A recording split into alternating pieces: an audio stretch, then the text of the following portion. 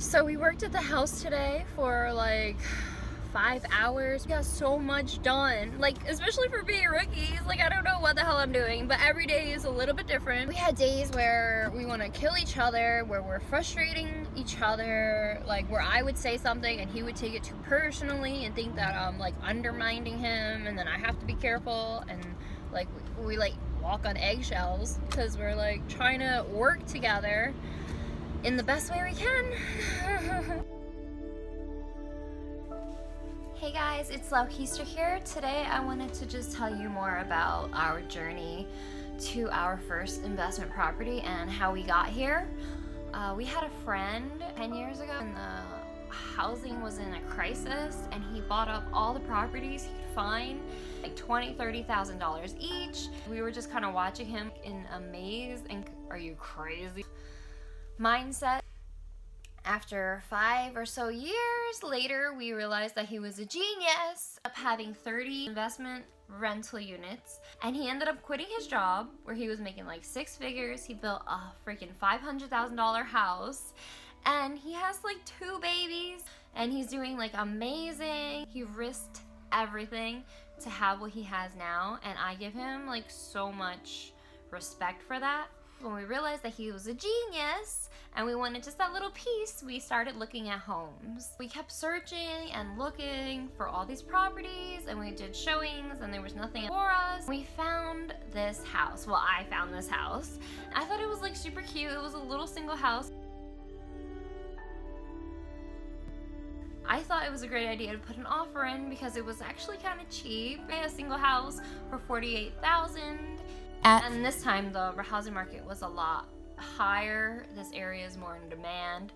This was 2 years ago. I put an offer in for $45,000 with no contingencies. We got the offer.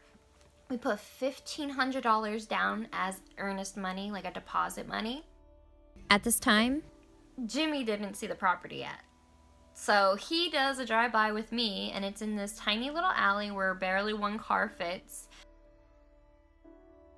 It has bullet holes through the front door, which I totally like missed. I was in this fog. Everything was amazing. Oh my god, it's a single house. It has like a tiny little yard that's fenced, and it doesn't look like it needs that much work. Well, when Jimmy seen it, he was just like, why would you buy this? He wanted to pull out right away. That was it. We ended up losing our $1,500 and we fought over that. That was very stressful. So I lost us $1,500 on a terrible house, and we had no investment property, and it's just been a constant battle. We took some time off, and then we finally found this house. When I went into it, I honestly felt like it was the one for us. Like I didn't feel like that with any other house but that one. I just knew it was supposed to be our house. They were asking $104,500. We offered $98,000. They declined.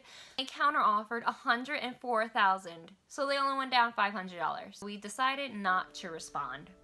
A week later, they made a price cut and they put it down to $99,000. So we put full asking price with closing costs. We were at $103,000, and our rental budget is $10,000. So we're all in on this house at $113,000.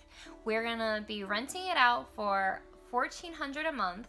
It has a 2 oversized car garage. It has a large yard that is fenced. It's 4 bedrooms and 2 bathrooms. It's a great house. It has a giant enclosed porch. We're not gonna have any trouble renting it out once we fix it up a little bit. $10,000 is our budget, and that includes upgrading our furnace from oil to gas. We already have gas in the house because we have a gas hot water heater, which I think is gonna need to be replaced as well. We had no electric upstairs, so we finally got that fixed. We had to change the main breaker, which was a huge story all on its own.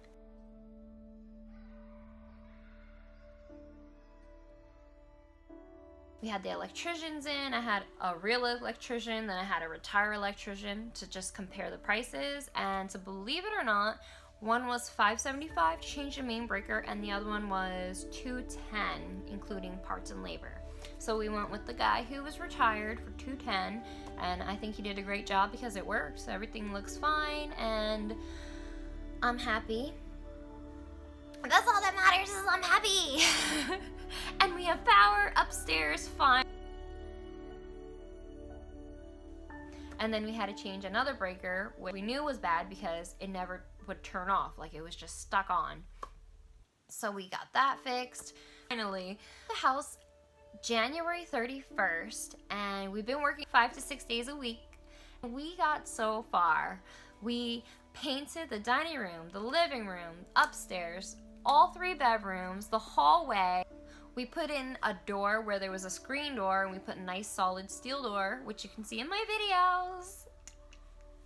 And we put a new basement door in because there was no basement door at all. So I found one for like 30 bucks. That's a solid birch. It was in the wrong size, all different ways, even the thickness. So he's amazing and saves our butt so many times. He cut it all to shape. He cut this side off with the hinges, made his own hinges, like hinge indents, and put his hinges on, cut the bottom, and then for the thickness, he just moved the jambs out a little bit. Who knew? He made it look so easy. I'm sure I wouldn't be able to do it, but kudos to him. We put some trimming up because there's no trimming around a lot of the doors. We changed all the locks in the house. The garage door, actually, we bought the house and we were never even in the garage because the garage door was locked and we did not have a key to it. So I ended up breaking in with a credit card. That's how I always got in my house because I always lock my keys. Oops. But it's a good skill to have. So we're actually going on a trip tomorrow, which is actually today, so I'm so excited. We're going to the south of Spain. We're going to be doing a couple days in Sevilla, Malaga, and Granada. So I'm super excited for that. I cannot wait. It's going to be so much fun. I mean, Lord knows I can use a vacation right now with all the stress. Thank you guys for joining me. If you have any questions or comments, please drop me a line.